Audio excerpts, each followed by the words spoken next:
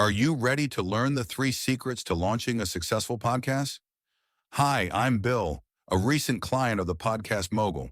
If you've been thinking about starting a podcast but aren't sure where to begin, he's got you covered.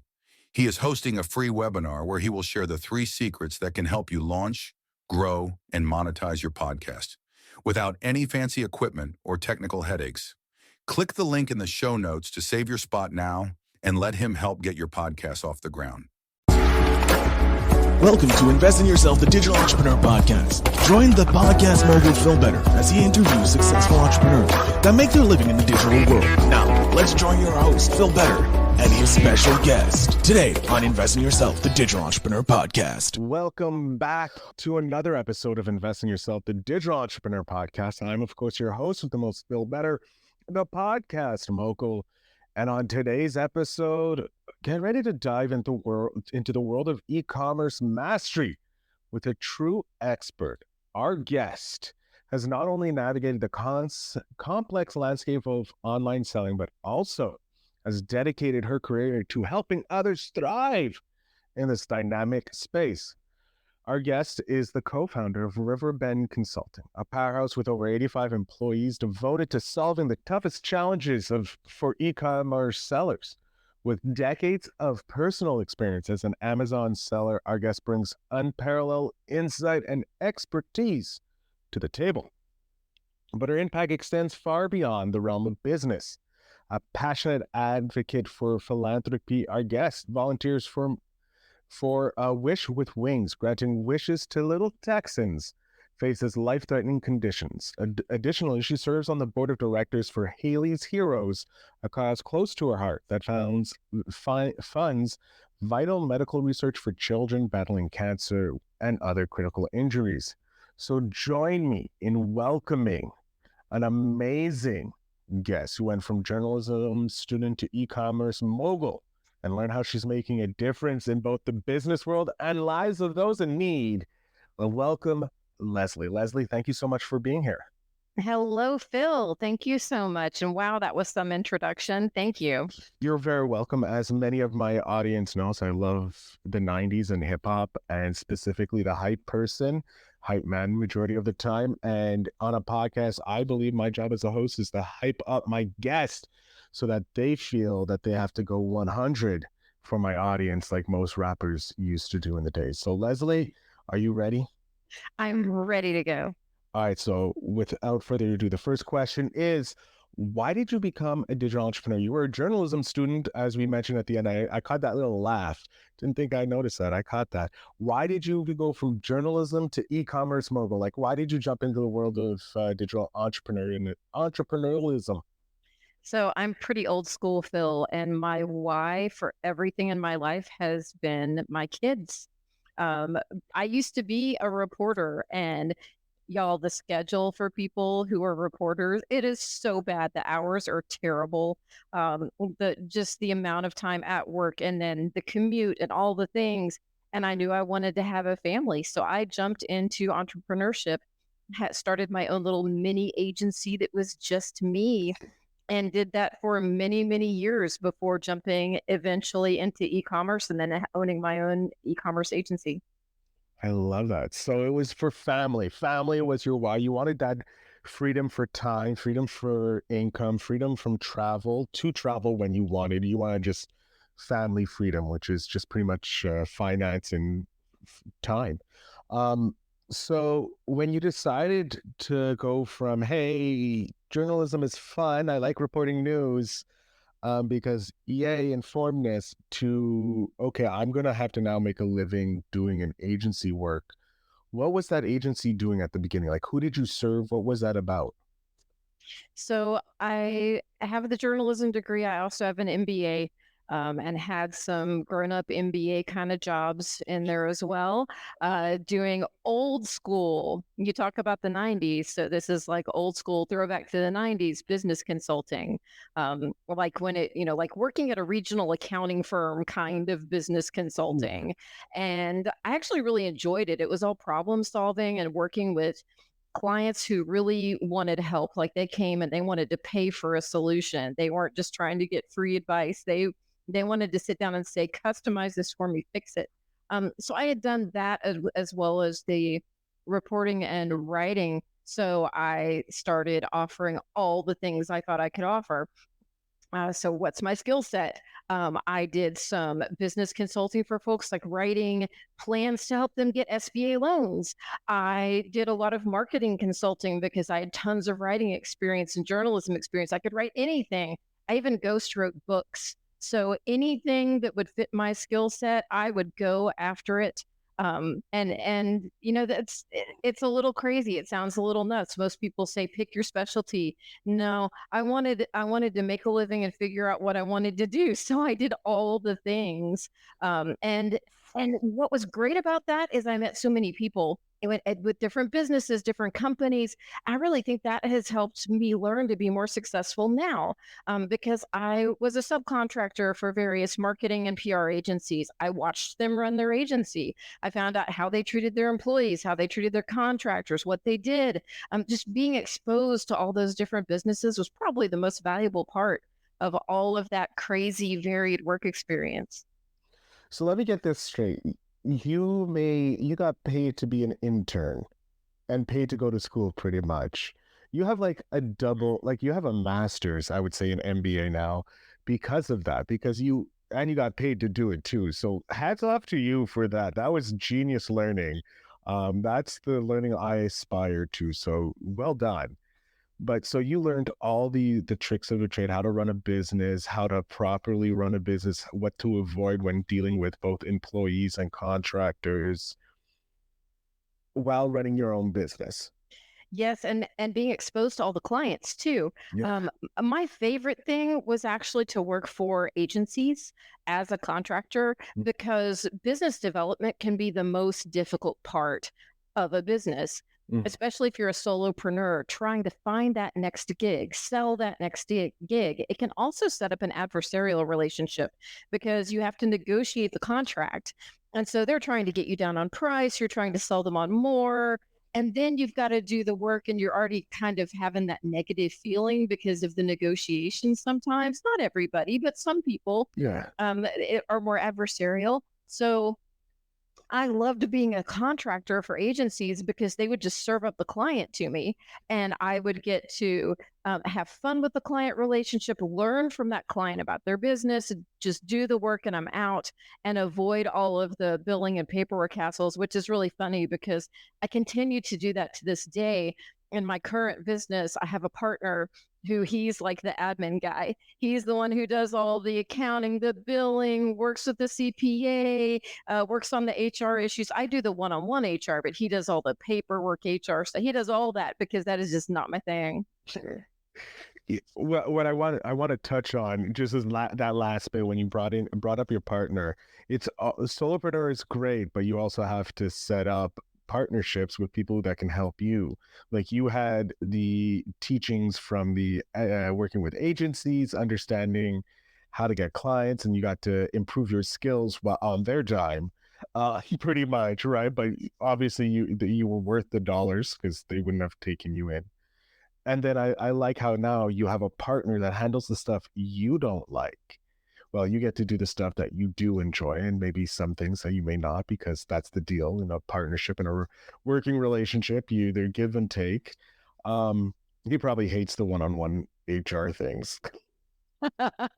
Doesn't everybody though? I mean, Yeah. managing employee problems is what no one enjoys, and the employees don't like it either. I mean, Yeah, they like these things. it's zero fun for everyone involved, but we have to do it because the cohesiveness of the business is so important.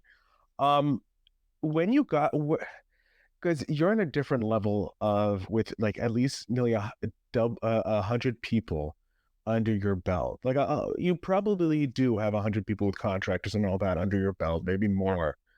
So you're like, I've talked to people who have sold their business when they're like in the thousands of employees, and the people who are under 50 usually, never someone who's in this like middle range growth thing. What was it like when you realized, okay, we're getting a bigger team now? Okay, so if I'm being completely transparent, at the beginning, it's really scary.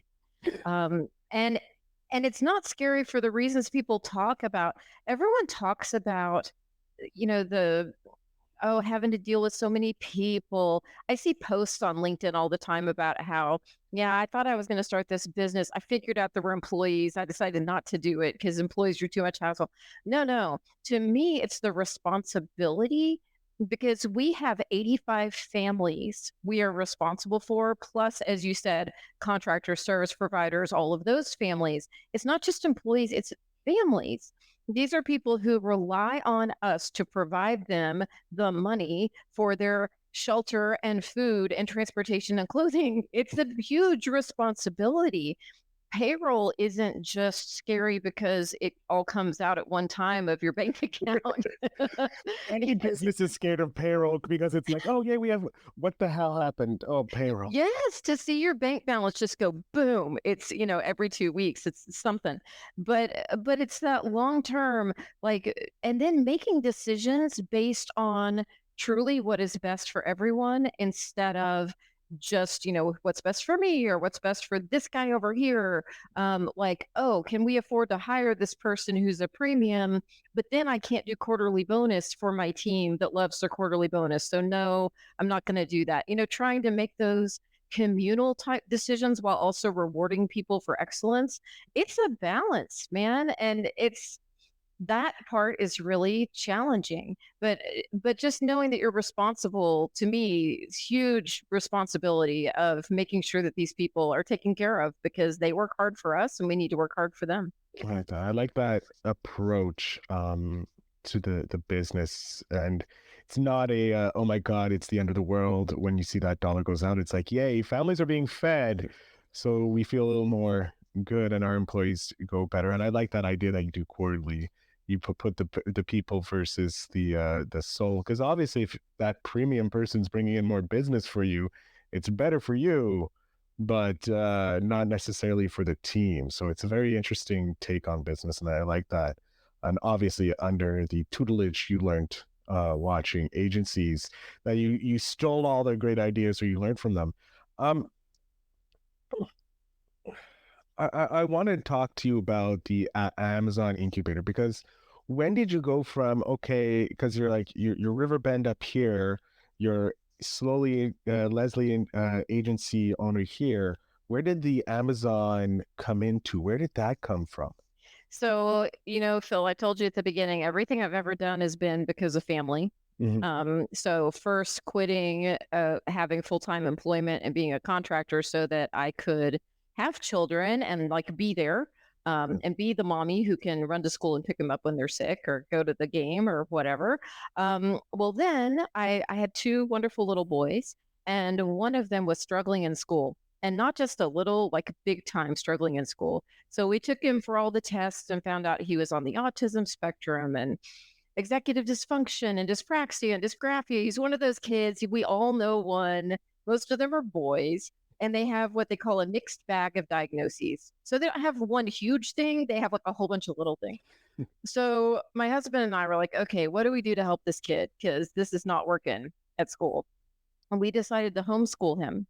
And so for 3 years, we homeschooled him and we did therapy and more therapy, all kinds of therapy. Well, that is very expensive and it's very time consuming. So I couldn't just not work because we were actually spending more money than we had when he was in school because of all the therapeutic interventions that were working. So they were worth it. So I had to do something that wasn't my normal gig. I couldn't 9 to 5. So I found selling on Amazon. And my husband would go to work during the day. He would come home. I would go source inventory. This was back Wild West days of Amazon back in 2010, 2011. So I was doing retail arbitrage, going to all kinds of stores, buying stuff at night. And then on the weekends, as a family, we would pack up all of our shipments and ship them to the FBA warehouse. And that got us through 3 years of homeschooling, and then helped us pay for 3 years of an incredibly expensive special needs school.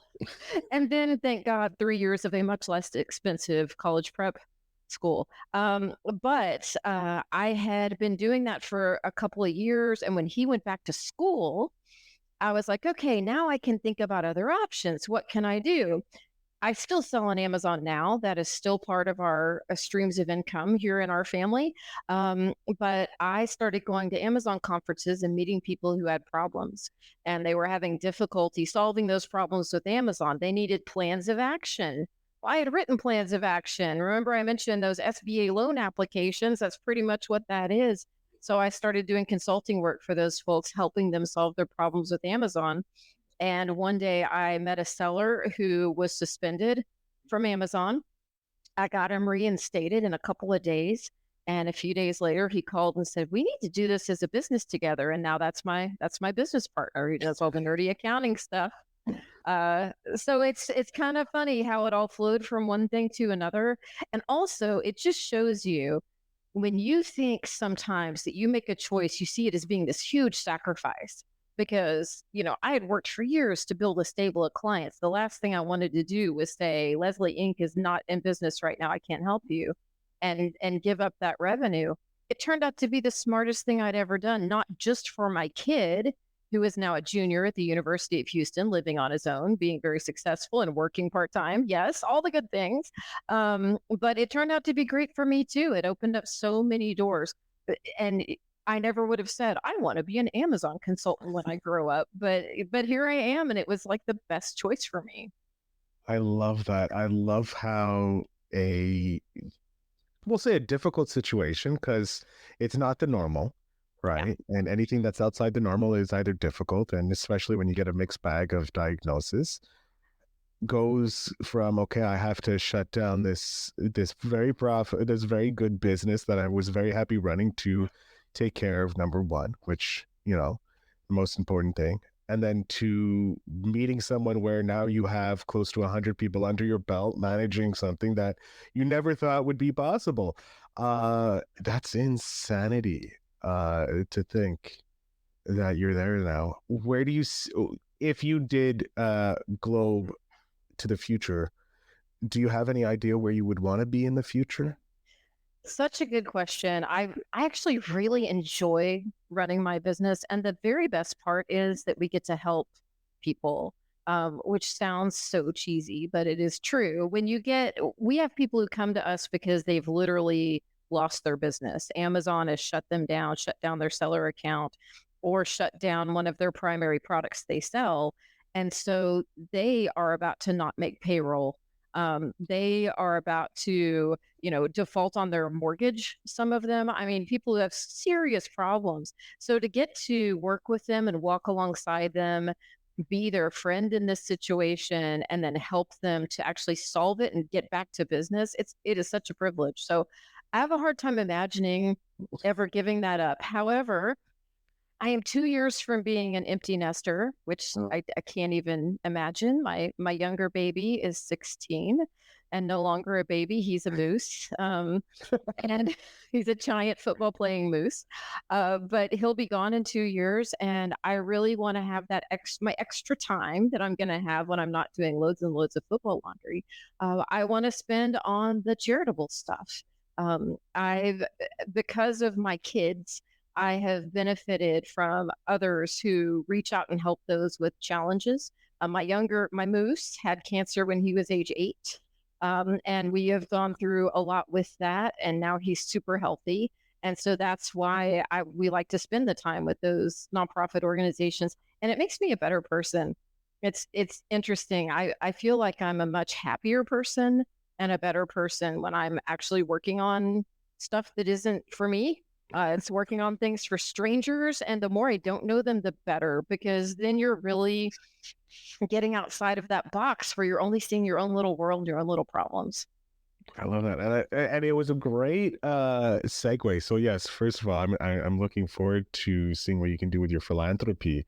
And it is a commendable commitment to do it. How do you balance that between dedication to your volunteering for different organizations like A Wish with Wings, serving on the board of directors, plus your family, like you said, loads of moose wearing football clothes, and plus all your clients that you have at Riverbend? Like, how do you find the time to balance all that and stay committed to being philanthropic? Okay, so there's kind of the macro answer, and then there's the tasks of the day. So the macro answer is I kind of blend them all together. I've made sure that the people who work with me and who work under me at my business understand how important these causes are for me.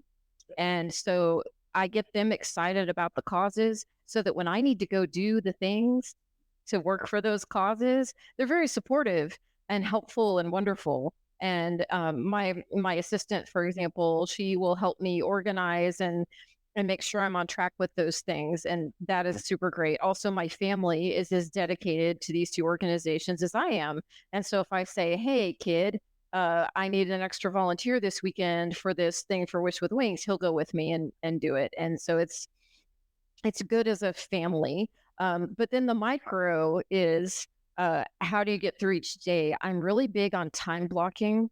I'm a real nerd on my schedule. I've had to kind of uber discipline myself on my schedule.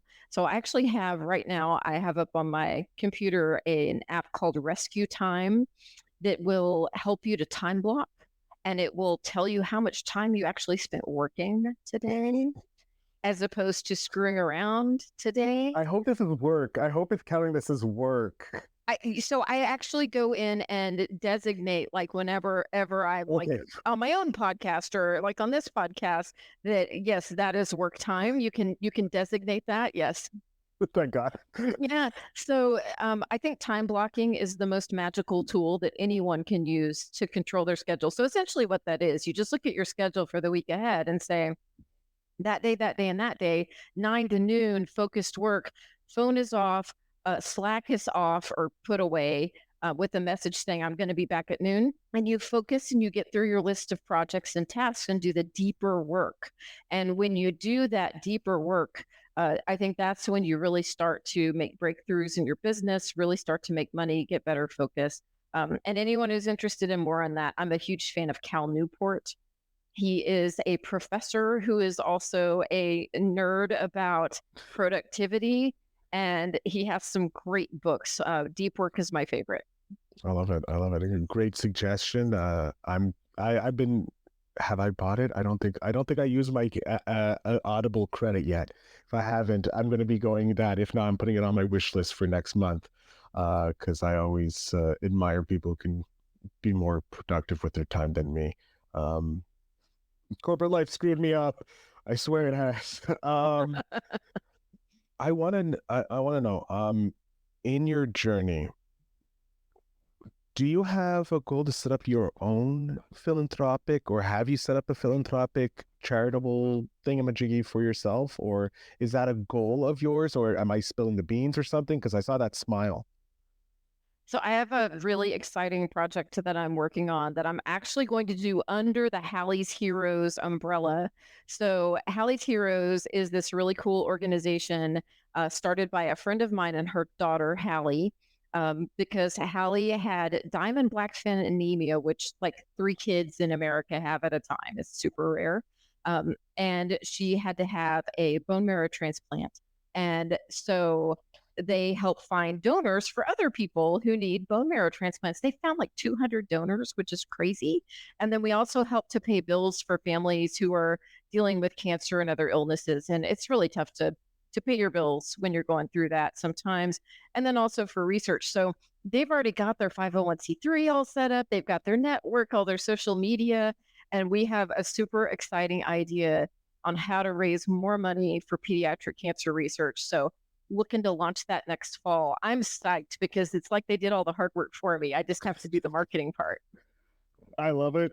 Very excited. Please keep us abreast of that, because we would love to support that here at the show as well. It goes to a great cause. Kids should not have to deal with cancer. We should eradicate that to the utmost we can.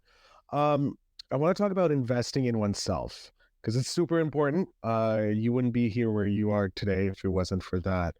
And it's important for personal growth and professional. Can you share a pivotal moment in your journey where you prioritize that self-investment and how it positively impacted your career trajectory? Words are hard today. Okay, so this is the most unfun example of self-investment ever. So just get ready, everyone, because this is not what anyone ever wants to hear. When we launched Riverbend, it was about 6.5 years ago. We had 4 people. I wrote the appeals and did the client work. I had an analyst who's still with our company, who's now our director of ops. She would do all the research. I had an admin who would set up the client accounts, and I had my partner who was sales. That was it. And so I worked 70, 80 hours a week. No one wants to hear that because no one wants to work 70 or 80 hours a week. My family was so supportive. We figured it out.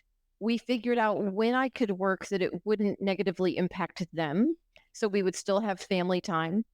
So we would still do the things we needed to do, but we either outsourced everything we could outsource, or the kids did more chores and my husband did more of the stuff that I usually did so I could get this business going.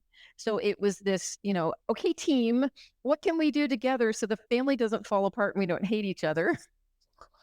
But I can launch this business because we really believe it's going to take off. And it worked. And so part of that investment was paying for a housekeeper, paying for a meal delivery service, paying for some of these things that just no one had time to do.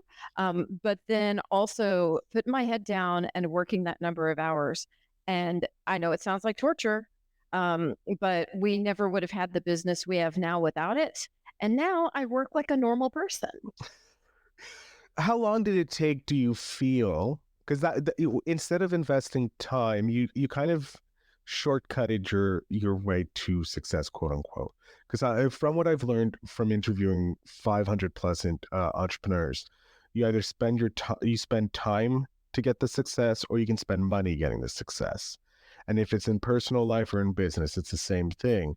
So in your business, you, like you said, you spent some time, but also you tried to outsource. So you did that duality, but also you did that in your personal life as well by, this month we're ordering from Meals on Wheels or whatever the delivery service is that's bringing food to your door. And also, like a housekeeper that comes in once a month to do the big mom clean, if you will, because mom can't do it because mom's exhausted from pulling 80 hours a week. I like how you refer to your family as a team instead of just a family, because that brings unity and together in a common goal more than a family. I like that. And it's great advice too. Outsource and put your head down to the grindstone if you want to be successful. How long do you feel were you doing those 80 to crazy hour days, weeks? I would say 6 to 8 months that I was working better than 60 hours a week, sometimes 80 or more. And it ebbed and flowed. When the business came, we took it. We needed it. Mm-hmm. We invested money in the business, but part of our challenge is we're in an industry where there aren't a lot of people with expertise. And when we hire, we have to teach them our ways. And even when we hire people, we hire a lot of people who are ex-Amazon employees. And so they have a great base of knowledge, but we still have to teach them how to do what we do. Mm-hmm. So there's a tremendous investment in those people. You can't just say, oh, we're going to hire people. We're going to invest all this money in humans who know how to do this. They don't exist. We make them. So it wasn't really a choice. It wasn't like we can spend our way out of it. But like I said, totally worth it. I know my worst week. I still remember my worst week. I was up at 2 and 3 a.m. talking to clients at 2 and 3 a.m. because I gave them the choice. You can wait and talk to me tomorrow at 5, or you can talk to me, 5 in the evening, or I can talk to you after I finish my last appeal. They're like, no, call us, doesn't matter what time. Jeez. And now at least you're working relatively smarter hours and you have someone else doing those greater annoying calls at any hours of the day. Yeah, I work very much regular hours, and we've also drawn a lot of boundaries for our team. that they work regular hours as well. If we ever ask anyone, we do have clients who pay for expedited service. But if we let our employees choose, do you want to work this case? And if they do, we pay them extra.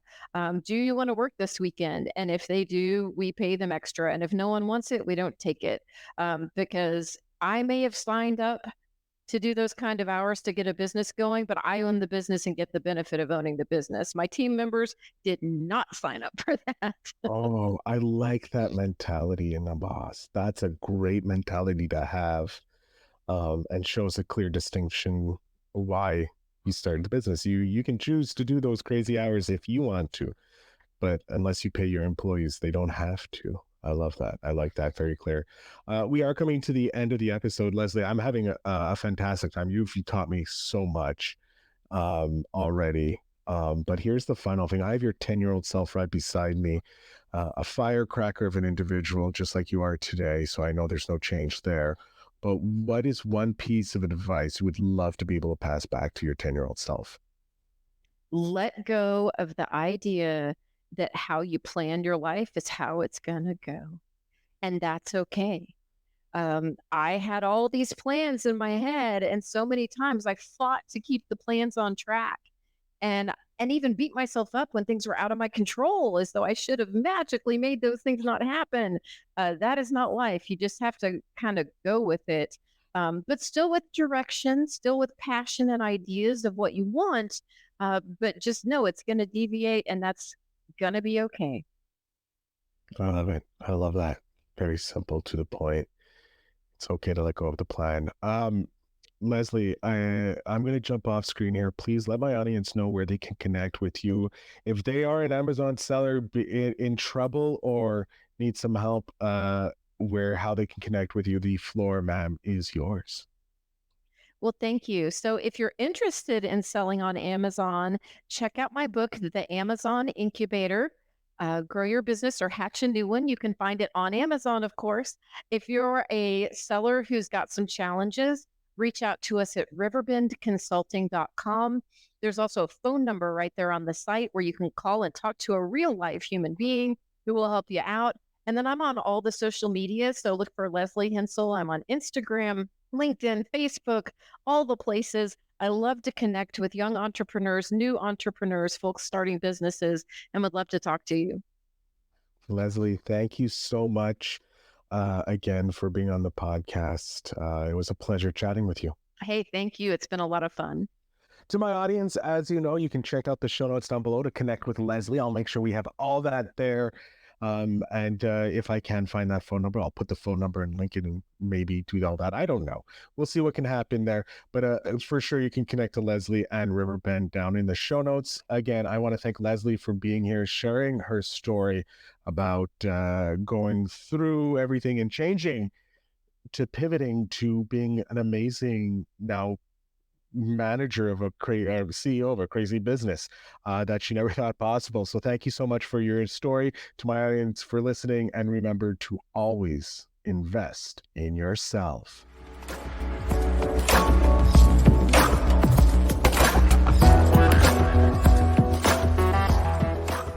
Thanks for tuning in. Now it's time to take the next step. When you're ready to dive deeper into how to launch, grow, and monetize your podcast, Phil's got something special for you. Join him for a free webinar where he'll reveal the 3 secrets that have helped countless entrepreneurs succeed in podcasting. Click the link in the show notes to save your spot, and let's turn your podcasting dreams into reality.